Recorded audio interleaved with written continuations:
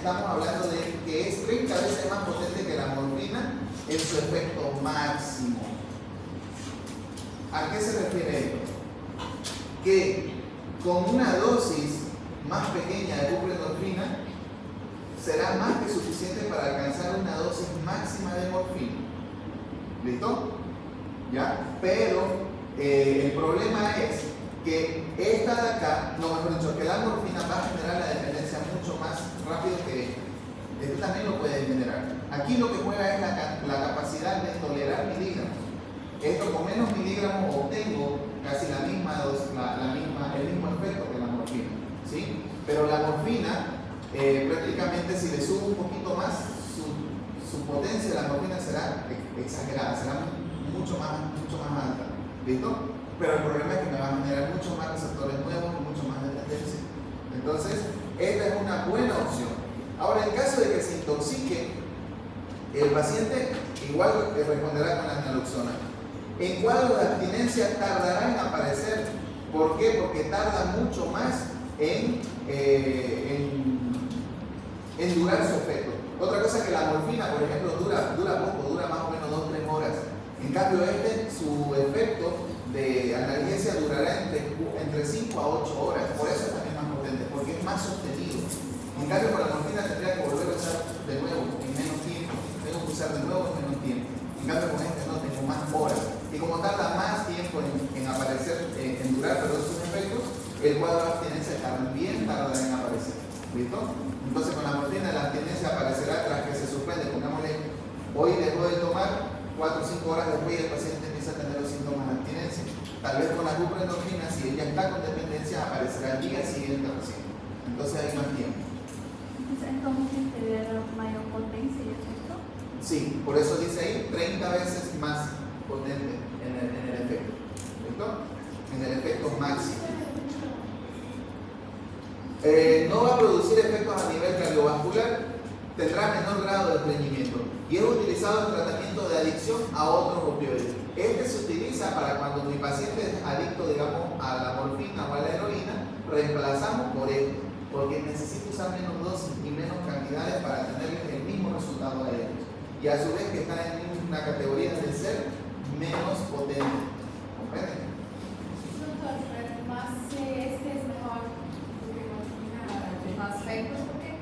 Este se utiliza más. Claro, este se utiliza más. Ajá. La morfina fue el primero en aparecer.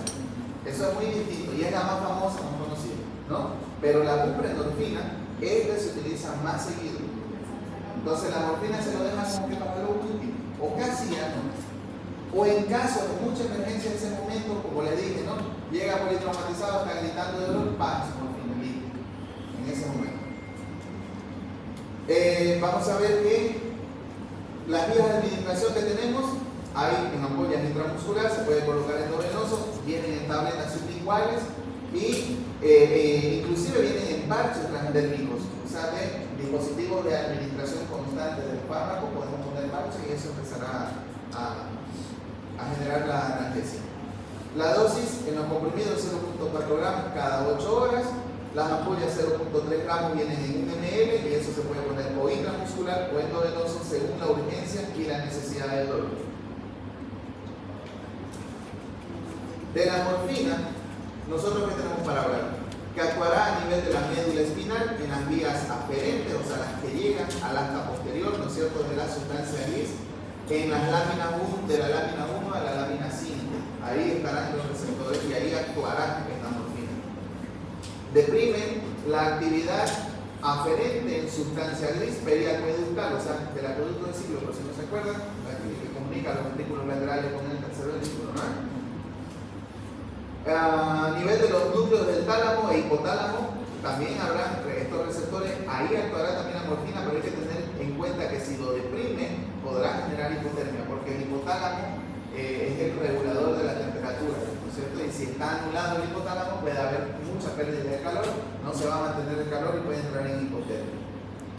Actúa también a nivel del sistema límbico y cortical, esa es la razón por la que el paciente siente bienestar, porque recuerda ese momento, actúa el sistema límbico, queda grabado en su memoria y luego quiere más.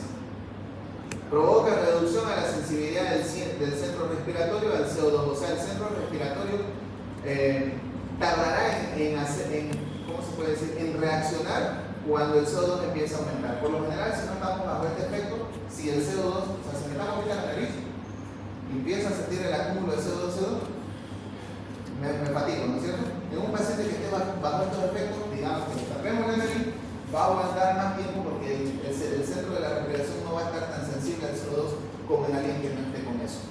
¿Me entienden la analogía, no es cierto? Es un ejemplo medio raro, pero puede ser para que entiendan. Podrán haber periodos de apnea inclusive. Habrá miosis de gran intensidad por inhibición del núcleo de Ehringer-Westphal. ¿Qué significa ese núcleo? Él controla prácticamente lo que es la contracción pupilar y el músculo auricular de los párpados, ¿no es cierto? Es el que me permite el parpadeo. Y el tratamiento coayudante para la adicción a la heroína. Ahora, inclusive si hay un paciente que está con adicción a la heroína, puede usar morfina. Y cuando ya se haga, digamos así, adicto a la morfina, cambiamos a buprenorfina. Y así sucesivamente vamos retirando a uno menos potente y así por el estilo. ¿Por qué la heroína es más dañina? Porque la heroína pues la fabrican, ¿cómo les puedo decir? No hay, acuérdense que era droga, que había componentes extra que no se podían medir. Cuando un paciente utiliza heroína no sabe cuántos miligramos está consumiendo, no sabe de esos miligramos cuánto es el principio activo que están consumiendo. Es incalculable, digamos así. Sí, será 1 gramo, 2 gramos del polvito, el cristal, lo que sea que estén utilizando, pero dentro de eso no sabemos cuánto del principio activo en miligramos hay. En cambio, la morfina, como la obtenemos de un laboratorio, de una farmacia, ahí sabemos exactamente cuántos miligramos está siendo usado. Entonces, para poder dosar, se cambia de heroína a morfina, se va administrando hasta que el paciente deja de presentar el síntoma de abstinencia. Entonces decimos, este paciente está, digamos así, con la dependencia a 100 miligramos de morfina. Y conforme eso le vamos quitando, ya tenemos un número exacto desde donde partir. Mientras que con heroína, ¿cómo vamos a saber? ¿Está adicto a 3 pinchazos al día? No habrá cómo, ¿no es? Entonces debemos cambiar algo que podamos medir. ¿Listo? Aquí en Bolivia viene el laboratorio INTI, fíjense, esa es la cajita de presentación, ahí viene la colita. La dosis 100 miligramos al día cada 4 horas, se puede utilizar por vía subcutánea o endovenosa. En niños de 1 a 12 meses hay que usar 200 microgramos por kilo peso, y en niños de 1 a 5 años se tiene que usar 2.5 hasta 5 miligramos por kilo peso, por cada kilo que hay. ¿Ya cuando la va a implementar o es de... ¿La administración qué? De horas. De horas. ¿Por qué? ¿Por qué cada 4 horas? Porque en 4 horas se va a perder el efecto. Corto efecto.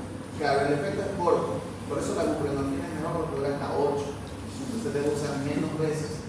En cambio, en 4 horas el paciente volverá a sentir dolor. Entonces, si el objetivo es el dolor, entonces la morfina tiene muy poca duración. ¿Cierto? Por eso se usa mayormente en emergencias. Doctor, ¿y qué pasa con los niños que nacen de las personas adictas? Nacen con esos receptores. Ya hay que hacer tratamiento a ellos también. Por eso es que vienen con dosis así para niños. Miren, a esos niños recién nacidos hay que darle su dosis de morfina también, así, según el kilo peso. Y también hay que hacer el tema de la retirada. Hay que tener en cuenta que el tema de las adicciones, no todos responden de la misma forma. ¿Ya? Digámoslo así, si yo y aquí ellos dos también somos adictos a la morfina, puede ser que solo él logre salir y nosotros dos con Mauri no podamos salir, por más que hagamos todo. Genéticamente estamos más predispuestos, genéticamente hemos creado más receptores, ¿entienden? Es algo todavía que no se sabe, porque si no existieran adictos, pues todo el que entre a un centro, todos saldrían curados, si fuera tan así, si fuera así. Y muchos dicen, no, pero hay muchos factores que influyen, el factor económico, el que no le pone ganas, ¿no? Ahí en ese sentido como que no juega mucho las ganas, porque él quisiera con todo su corazón salir, pero sus receptores no lo dejan, porque los receptores están pidiendo. ¿Entienden? Entonces genéticamente también hay una gran diferencia ahí para saber si uno va a hacer efecto o no. Naloxona. La naloxona y naltrexona, ambos son antagonistas puros, actúan en todos los receptores de los opioides, busca para delta, ¿ya? Y los bloquean a estos opioides. Es muy utilizado en el síndrome de abstinencia hasta por el alcohol inclusive. ¿Listo? Podemos utilizar a cualquiera de estos dos para abstinencia al alcohol. Disminuye el etilismo en estos alcohólicos crónicos, acorta el periodo de recidiva, disminuye la ansiedad antagonista, al igual que la naloxona. Es que lo que pasa es que cuando usamos nosotros esto, le va a dar el mismo placer o beneficio que el alcohol. ¿Listo? Le va a dar el mismo placer o beneficio que el alcohol al paciente que lo recibe. Vamos a ver que le acortará esa ansiedad. Va a antagonizar acciones como depresión respiratoria. Si el paciente estaba deprimido respiratoriamente, el paciente empezará a ventilar mejor. La miosis se contrarrestará, habrá midriasis. Si el paciente está en estado de coma, lo sacará de ahí. Si hay hipotensión, empezará a aumentar la presión arterial, habrá hipertensión, pero empezará a aumentar. Anulará la bradicardia, mejorará el tracto intestinal y ya no habrá retención urinaria, empezará a haber diuresis y las convulsiones, si bien cualquier otro opioide corta las convulsiones, pero en este caso la naloxona no es que lo va a hacer convulsionar, sino que también, paradójicamente, ambos cortarían las convulsiones sin que están. No se aprecian efectos físicos en la administración isolada. Eso significa que, ¿qué pasa si yo que no estoy con sobredosis y me pongo naloxona? No me va a pasar nada, no me va a pasar absolutamente nada, ¿me entienden? Entonces, el efecto se ve cuando de verdad tiene que antagonizar a alguien que está con opioides en su sistema. Y en dosis muy alta para pacientes con opioides ha llegado a ser mortal, claro que sí. Todo en exceso, o sea, no todo es bueno, ¿no es cierto? En medicina ambos extremos son malos, siempre hay que mantenerse en el centro. Entonces puede provocar fibrilación ventricular y edema agudo del pulmón cuando se utilizan muchas dosis altas. ¿Cómo sería la administración? Dura de 1 a 2 horas por vía endovenoso, tiene una vida media de más o menos unas 10 horas, dosis única oral de 100 miligramos. Y bloqueará todos los efectos de la heroína hasta por más de 48 horas. Por lo general se toma una vez al día en dosis de 50 miligramos o 3 veces por semana en dosis de 100 o de 150 miligramos. Y vienen así también para administrarse vía endovenosa en temas de emergencia, ¿no? Utilizamos esa presentación para que se coloque de una forma rápida en temas de emergencia.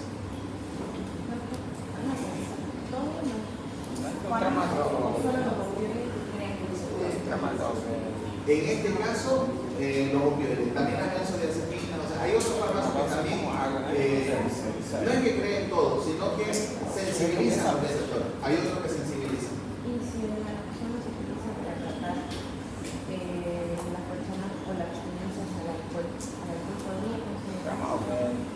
Claro, el alcohol genera no es que genere receptores de opioides directamente, pero como los efectos que da el alcohol también nos da la morfina, o sea, el placer, la serotonina, etcétera, que les va a dar ambos, la naloxona al cortarle esos receptores, entonces el alcohol ya no sería necesario.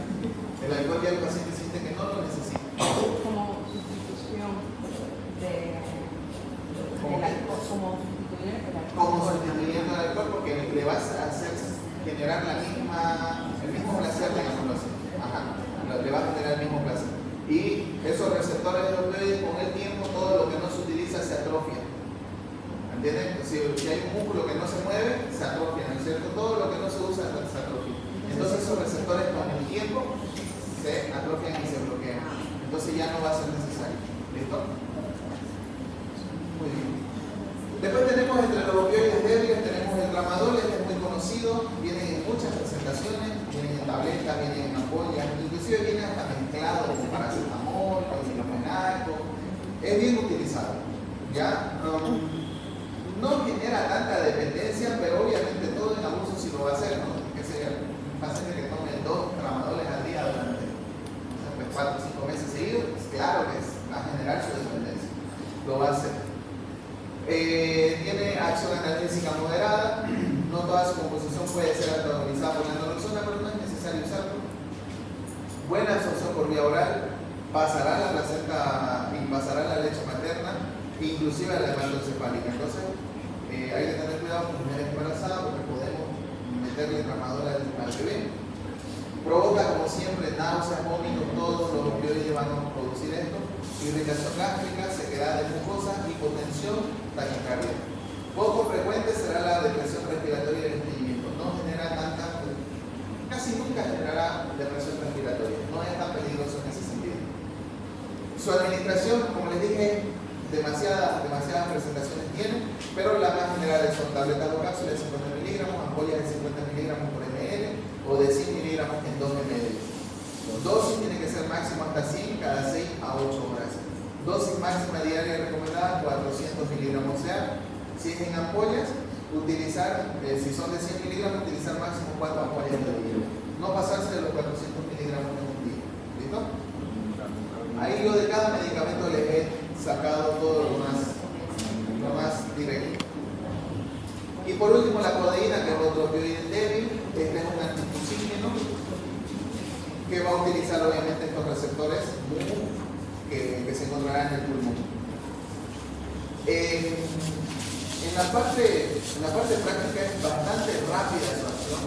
¿Sí? Yo por experiencia propia se los he dicho porque yo he tenido que tomar en algún momento esto también. ¿Se acuerdan cuando, como ahora, que hay tanta fumaza y tanto humo, ¿no es cierto?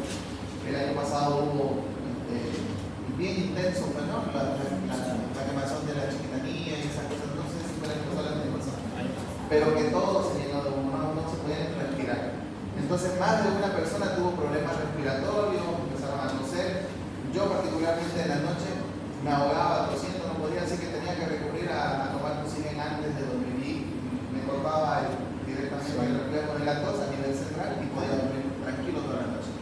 Lo hacía porque yo sabía que lo que tenía no era infección ni nada, era por el producto que estaba sucediendo, ¿no? Entonces, y actuaba a los 3 minutos más o menos, o sea, era así, rápido, actuaba bastante rápido. Su absorción es muy buena por vía oral. Vamos a ver que su acción es bien potente antitusígena, no calmará ningún tipo de dolor, a pesar de que es un opioide. El jarabe para aliviar la tos tiene que ser bien saborizado porque su sabor es altamente amargo. Vienen en comprimidos también de 10 a 40 miligramos y en cualquiera de las dos presentaciones se puede tomar hasta cada 6 horas. ¿Listo? Entonces ahí tenemos uno de nombre comercial y uno de nombre genérico. Cualquiera de los dos hará el mismo efecto, solamente que este va a saber horrible, amarguísimo y este es mucho más rico. Ha sido más dinero, está mejor elaborado, etc. ¿Preguntas hasta aquí? Bueno, lo que continúa es AINES, pero no lo voy a avanzar ahora, lo vamos a avanzar después. Entonces ya tenemos, hasta opioides serían 4 temas, ¿no? Con AINES en 5. Cada vez se pone mejor. O sea, ¿haríamos 2 resúmenes? O Claro, el opioide es uno, AINES es otro. A pesar de que están en la carpeta como un solo tema, pero para que ustedes lo estudien de mejor forma y no se confunden, hagan opioides primero y hagan